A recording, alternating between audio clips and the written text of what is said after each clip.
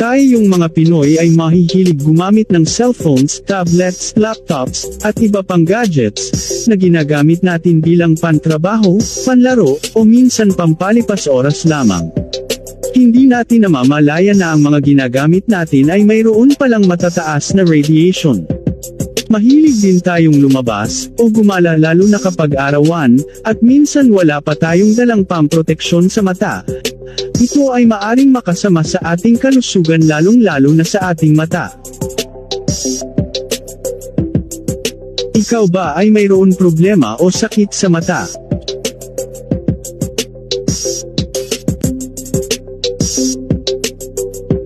Ayon sa WHO o World Health Organization 2021, sa buong mundo, ang mga nangungunang sanhi ng pagkasira ng paningin ay uncorrected refractive errors, cataract, age-related macular degeneration, glaucoma, diabetic retinopathy, corneal opacity, trachoma.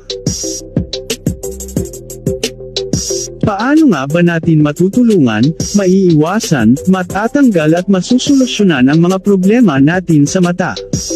Magandang balita, may sagot na sa ating problema. Matutulungan ng medical eyewear natin ang lahat ng problema natin sa mata. Ang IonSpec NanoSpec Medical Eyewear ay mayroong 5 elements na pinagsama-sama sa frame. Ito ay ang negative ion, nano silver, far infrared, germanium stone, 72 types of minerals.